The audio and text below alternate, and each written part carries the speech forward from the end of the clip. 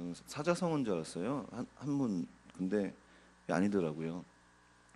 이 마지노선은 2차 세계대전 때 이제 연합군, 특별히 프랑스가 독일과의 이제 전쟁을 치르는 가운데서 라인강을 따라서 프랑스와 독일 간의 국경에서 이제 마지노라는 프랑스 장군이 독일군의 침략을 막기 위해서, 전진을 막기 위해서 이제 라인강을 따라서 목표가 약 750km 되는 굉장히 긴 거리죠. 우리나라 지금 여기 서울 수도권에서 부산까지가 한 430km 되나요? 근데 거기에 거의 2배 가까이 되는 어마어마하게 긴 거리를, 오늘날 같이 뭐 발전한 그런 건축 기술이 있던 시대도 아닌데도 불구하고 약 750km가 되는 그 장벽을 쌓아서 그 사이사이에 5천 개가 넘는 호와 병력을 집결시켜서 이제 독일군의 침략을 막기 위한 선이었던 거죠. 그래서 그 마지노라는 장군은 이제 그 전쟁의 철학이 방어가 최고의 전략이다라는 그런 인식을 갖고 있었기 때문에 약 거의 100만 명 가량이 이제 그 마지노선 장벽의 뒤쪽에서 주둔하면서 독일군의 침략, 독일군과 이제 대치했던 그런 끝에서, 그런 그 이야기 속에서 이제 연합군이 거기서 밀리게 되면 이제 정말 어려웠던 그러한 상황을 이제 마지노선이라고 하는 거죠. 그래서 우리는 마지노선을 이야기할 때에 끝, 가장 어떤 일의 끝, 여기가 무너지게 되면 정말 큰일 나는 그런 일을 이야기할 때에 마지노선이 뚫렸다, 마지노선이 무너졌다, 뭐 이렇게 표현하지 않습니까? 실제적으로 이제 독일군은 그 마지노선을 뚫지 못했다고 합니다. 근데 이제 게릴라 작전을 통해서 마지노선의 이제 끝 쪽을 공략해서 우회해가지고 연합군이 좀 어려웠다고 합니다. 근데 실제로 뚫지 못했다고 합니다. 우리 오늘 말씀의 제목이 인생의 마지노선에서라는 제목입니다. 우리는 어떠한 인생을, 저는 이제 오래 살지 않았지만 여러분들 여기 앉아 계신 분들보다 제가 뭐 여기 앉아 계신 분들 중에서 오래 산 분도 별로 없는 것 같아요. 다 저보다 연배가 높으시고, 또 우리 특히 연세가 있으신 우리 권사님들은 정말 우리 어려웠던 나라, 정말 어려웠던 그 시대를 정말 짊어지고 지금 정말 이 살기 좋은 대한민국을 또 바라보고 있는 시대에 살고 있지 않습니까? 그런 삶을 살아가시면서 정말 많은 어려움들이 있었을 것입니다. 저도 뭐 짧은 인생이지만 참 여러 가지 고난, 정말 오늘 말씀에서 얘기했던 것처럼 마지노선, 정말 이거 보면 좀 내가 그냥 죽을 것 같다, 이렇게 한탄과 탄식 같은 일들이 종종 있었습니다. 예. 우리 인생이 그렇게 참 어려운 일들이 늘 오락가락 한다는 것이죠. 오늘 본문에서 보면은 우리가 지금까지 10편 27편까지 쭉 다윗의 노래, 다윗의 이 고백, 다윗의 기도를 다양한 본문으로 나누면서 우리는 잘 알고 있습니다. 다윗이 정말 많은 어려움을 겪었던 인물이라는 것을.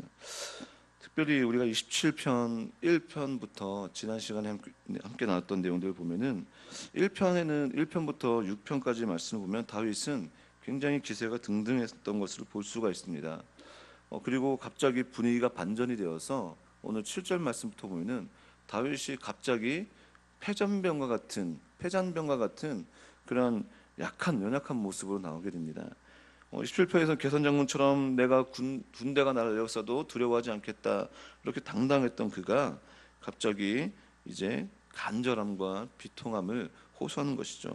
많은 이들은 이게 시가 앞뒤가 바뀐 것이 아니냐, 이렇게 이야기하기도 한다고 합니다. 그러나 성경에 있는 우리가 내용들을 그대로 본다고 한다면 어쩌면 다윗이 자신의 그 절박함을 더욱더 간절함을 강조하기 위해서 순서가 바뀐 거라고 이렇게 이해하면 될 것 같습니다.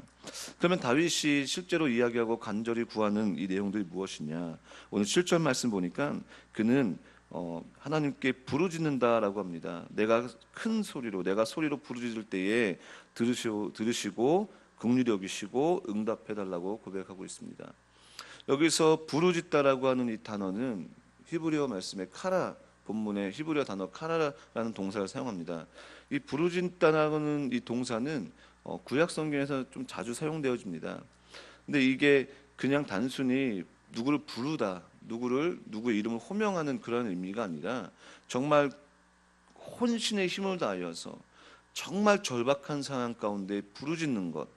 그래서 우리가 이 단어를 동일하게 사용되는 본문을 우리가 이야기한다면 예레미야서 33장 3절 말씀, 우리가 너무나도 잘 하는 말씀이죠. 너는 내게 부르짖으라 내가 내게 응답하겠고, 그 내용 거기서 부르짖다라고 하는 단어도 동일하게 이 단어를 사용하는 것이죠. 그래서 우리가 좀 더 이해하기 쉽게 생각한다면 예레미야 33장 3절 말씀에 예레미야가 어떤 상황이었습니까? 시위대 뜰 안에 있는 감옥이라고 한다면 어떤 그냥 하나의 방이 아니라 그 당시 상황을 보면 깊은 땅을 파가지고 그 구덩이에 이렇게 갇힌 것이죠. 그렇기 때문에 뭐 오늘날 우리나라가 또 세계적으로 뭐 감옥을 보면은 뭐 침대가 있고 세면대가 있고 뭐 화장실이 있고 그때마다 밥이 나오는 게 아니라 어쩌면 밤이 되면 그 암흑 같은 그런 상황 속에서 주변에 깜깜하고 습하고 그리고 깊은 그 웅덩이 속에서 아무것도 의지할 수 없는 그런 상태. 예레미야가 그런 상태였다는 것이죠.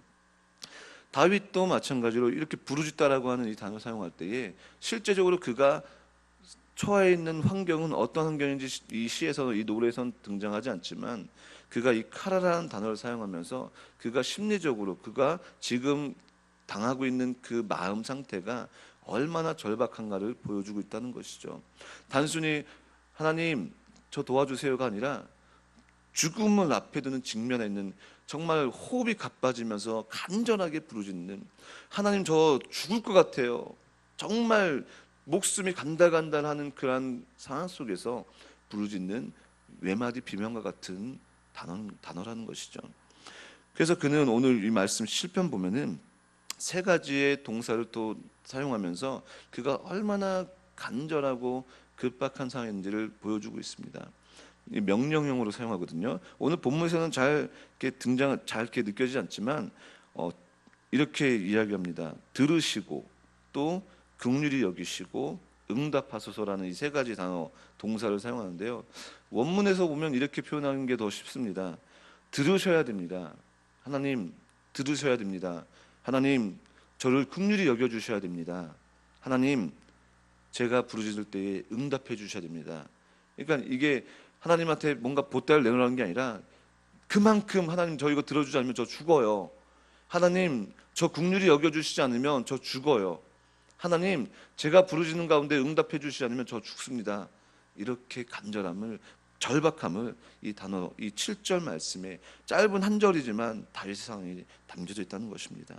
그 간절함의 대상은 다윗은 누구를 향하고 있습니까? 우리 너무나도 잘 아는 정답이죠. 8절에 그는 고백합니다.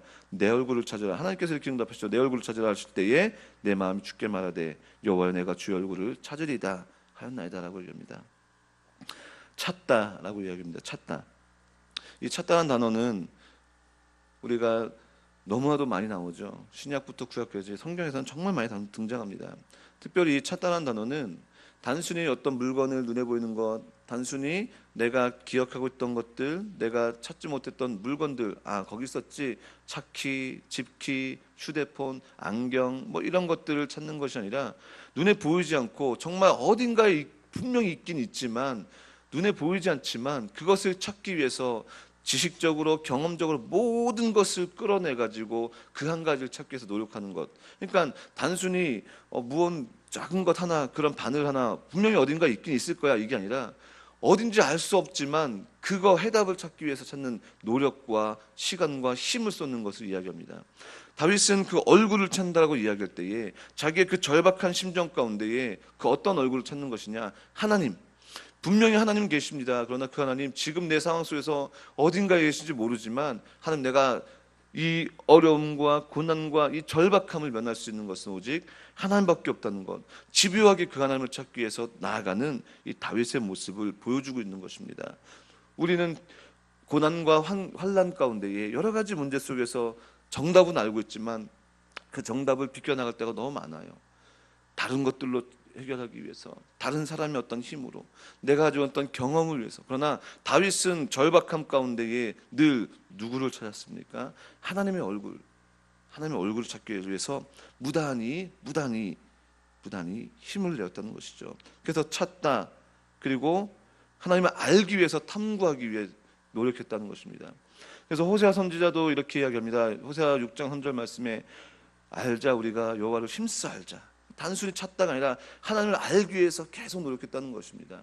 그래서 우리는 말씀을 읽는 것과 또 말씀을 듣는 것과 말씀을 묵상하는 그 모든 것들이 어떠한 행위입니까? 결국 궁극적으로 더욱더 하나님을 알기 위한 것들 아닙니까? 그래서 바울 사도도 에베소서 말씀에 이렇게 이야기합니다. 우리가 다 하나님의 아들을 믿는 것과 아는 것에 하나가 되어서 온전한 분량에 이르기까지 장성하자라고 얘기합니다. 우리는 하나님을 찾는 것, 하나님을 아는 일, 그 일에 대해서 결코 게을리할 수가 없습니다. 왜냐하면 그 하나님을 아는 것이 우리가 이 땅 가운데 살아가는 여러 가지 일들 속에서, 괴로움을 당하는 그 직면한 일들 속에서 하나님을 아는 것이 그 일을 이길 수 있는 온전한 힘이기 때문입니다. 그 하나님을 찾아서 우리가 떡이 나오는 것이 아닙니다. 물론 하나님께서 우리의 일용할 양식을 주시지만 우리가 하나님 믿는다고 해서 우리에게 금덩어리가 떨어지는 것이 아닙니다. 돈이 떨어지는 것이 아닙니다. 하나님이 그 모든 일에 위로가 되어주시고 그 일을 이길 수 있는 등한 힘이 되어주시기 때문에 우리는 그 하나님을 찾는 줄 믿습니다. 오늘 하루도 우리가 어떤 일을 직면할 수 있는 그런 불투명한 상황이지만 어떤 일이 있어도 우리는 하나님의 얼굴을 구하고 그 하나님을 무단히 찾기 위해 노력하는 우리 모두가 되기를 간절히 소망합니다. 다윗은 이제 9절 말씀에 계속 하나님 앞에 간청하며 나갑니다. 주의 얼굴을 내게 숨기지 마시고 찾을 때에 하나님께서 저에게 드러내 주십시오. 이렇게 고백하는 겁니다. 그러나 하나님께서는 자신을 찾는 이들에게 숨기는 분이 아닌 줄 믿습니다. 자신에게 부르짖는 자들에게 응답하시고 귀를 기울이시는 분임을 우리는 믿습니다. 그렇기 때문에 우리는 그 하나님 앞에 나오고 지금도 이 새벽을 깨워서 모두가 다 꿀잠 자고 있을 때, 단잠 자고 있을 때 우리는 그 하나님 앞에 달려 나온 거 아니겠습니까? 다윗도 마찬가지입니다. 오늘 이 9절 말씀에서도 여전히 다윗은 7절 말씀과 비슷하게 네 가지 단어를 통해서 그를 하나님 앞에 다시 한번 간청합니다. 숨기지 마십시오. 하나님, 제가 찾을 때 꼭 나타나 주셔야 됩니다. 또 하나님, 주의 종을 버리지 말아 주십시오. 또 떠나지 말아달라고 이렇게 고백하고 있습니다. 그리고 자기에게 분노하지 말아달라고 이렇게 네 가지의 상황을 하나님께 부탁하고 있습니다. 그렇게 부탁할 수 있는 이유는 당연히 9절 말씀에 하나님이 나의 도움이 되시고 나의 구원이 되시기 때문에 다윗은 그 구원과 도움이 되시는, 자기를 지원하고 자기를 든든히 받쳐주는 그분 앞에 구할 수밖에 없는 것이죠. 우리가 어떤 문제를 해결하는 인물이 있다고 한다면, 우리가 어떤 병 가운데에, 또 우리가 병에 걸렸을 때에 안과, 눈이 안 좋으면 눈에 가야 되지 않겠습니까? 눈이 안 좋았는데 치과를 갈 수 없는 것처럼 우리가 우리 삶의 문제와 또 어려움이 있을 때에 당연히 우리의 근간이 되시고 우리를 해결할 수 있는 그분, 우리 주님 앞에 도움이 되시는 분, 구원 되시는 분, 그분께 나아가야 되지 않겠습니까? 다윗은 그 일을, 또 그 믿음이 분명히 확고했던 인물이었던 것입니다. 오늘 10절 말씀에는 이제 다윗이 마지막으로 이렇게 이야기합니다. 내 부모는 나를 버렸으나 여호와는 나를 영접하신다라고 이야기합니다. 오늘 20절 말씀은 문자적으로 이렇게 우리가 이해하고 그대로 받아들여서는 안 됩니다. 실제로 다윗의 부모가 다윗을 버려서가 아닙니다. 다윗은 이것을 이렇게 표현한 것입니다. 어떤 것이냐? 자신을 누구보다도 잘 이해하고 사랑하고 품을 수 있는 부모조차도 완벽하지 않다라는 것을 보여주는 것입니다. 실제로 부모가 자식을 향한 사랑은 인간이 가지고 있는 사랑 중에 가장 고귀한 사랑이라고 우리는 알고 있습니다. 또 그것을 부정할 수 없습니다. 저도 이게 자식을 낳고 보니까 그렇게 되더라고요. 예. 자식에게는 모든 것을 다 줄 수가 있습니다. 그러나 오늘 요즘 시대를 보면 또 그렇지 않은 것도 있는 것 같아요. 부모가 자식을 온전히 사랑하는 것이 아니라 부모가 자식을 죽이고 자식이 부모를 또 죽이는 일들이 지금 뉴스 보면 뭐 너무나도 빈번히 이제 등장합니다. 그러니까 우리는 그것에서 너무나도 안타깝고 괴롭지만 우리는 생각해야 될 것이, 그 완벽한 사건이, 완벽한 사랑인 부모와 자식 간의 사랑도 완벽하다고 할 수가 없구나. 인간의 어떠한 사랑이나 인간의 어떠한 보증이 이렇게 완벽하지 않을 수 있다는 것을 오늘 다윗은 이야기하고 있는 것입니다. 실제로 다윗은 그가 너무나도 사랑했던 사울 왕, 그리고 그가 너무나도 아끼고 사랑했던 아들인 압살롬의 배신을, 그리고 목숨의 위협을 그는 삶 속에서 직면했던 사람입니다. 그렇기 때문에 그는 누구보다도 내가 사랑하고 자기를 사랑했던 사람들이 어느 순간에 자기를 버리고 자기를 떠날 수 있고, 또 자기가 지금 직면해 있는 이 어려움과 괴로움 가운데에 내가 누군가가 나를 사랑한다고 하는 사람도 그 상황 속에서 떠날 수 있겠구나, 완벽하지 않구나라는 것을 오늘 이 10절 말씀에서 보여주고 있다는 것입니다. 그러나 하나님은 그렇지 않다는 것입니다. 하나님은 나를 영접해 주신다는 겁니다. 세상에 많은 사람, 나를 누구보다도 사랑한다고 하는 우리 부모조차도 언젠가는 떠나지만 우리 하나님은 영원히 나를 받아주신다, 변하지 않는다, 신실하신 분이시다라고 고백하고 있는 것입니다. 그래서 이사야 선지자는 그 이사야서 49장 15절 16절에 이렇게 말씀하고 있습니다. 그 하나님의 사랑을 이렇게 고백합니다. 여인이 어찌 그 젖먹는 자식을 잊겠느냐, 자기 태어난 아들을 긍휼히 여기지 않겠느냐. 그들은 혹시 잊을지라도, 하나님께서 이사야 선지자를 통해 말씀하는 겁니다. 여인이 그 자식을 그렇게 사랑하지만 그들이 혹시 잊을 수 있겠지만 나는 너를 잊지 않겠다라고 이야기합니다. 그래서 16절에 어떻게까지 말씀하시느냐, 내가 너를 내 손바닥에 새기겠다 라고 할 정도로 하나님의 사랑은, 하나님이 자기의 백성, 하나님이 자기를 사랑하는 그 하나님의 사람들을 이렇게까지 사랑하신다는 겁니다. 잊지 않기 위해서 손바닥에 새기겠다라고 할 정도로 하나님은 자기의 백성들을 영접하시고 사랑한다는 것입니다. 그러면 우리가 어디로 나아가야 되겠습니까? 오늘 이렇게 고백했던 그 다윗도 하나님께 나아가는 것이 방법임을 알고 있습니다. 그럼 우리는 그 다윗의 노래와 이 말씀을 통해서 우리도 여전히 우리의 다양한 인생 속에서, 또 다양한 삶 속에서 직면하는 고난과 고통 문제 속에서 우리가 어디를 향해야 되겠습니까? 말씀을 맺겠습니다. 다윗뿐만이 아니라 성경에 등장하는 다양한 인물들은 정말로 여러 가지 고난과 고민과 역경과 환난에 직면하고 있습니다. 그러나 우리가 그 내용들을 우리가 유심히 살펴보면 성경은 결국 그런 어려움을 겪는 이들이 그것을 해결하기 위해서 어떻게 방법을 취해야 되고, 어떻게 지혜를 모아야 되고, 어떻게 살아야 되는 그런 지침서가 아니라 그런 행동 양식을 성경은 가르쳐주지 않는 것을 우리는 잘 알고 있습니다. 성경은 무엇을 이야기합니까? 그 문제에 초점을 맞추는 것이 아니라 하나님께 초점을 맞추는 것을 성경은 보여주고 있습니다. 다윗도 마찬가지죠. 어떤 고난과 역경의 환경 속에서 그 환경과 그 문제에 초점을 맞추는 것이 아니라 어디로요? 하나님께 초점을 맞춰서 하나님이 이 문제를 통해서 어떻게 나에게 일하실까라는 그러한 일들을 성경은 기록하고 있다는 것입니다.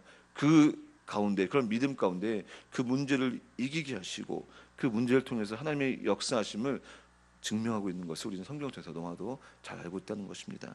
그래서 오늘 인생의 마지노선, 어쩌면 다윗이 자기의 목숨이 간당간당하는 그런 가운데서 부르짖는 그 상황, 우리도 여전히 그런 상황 직면할 수 있습니다.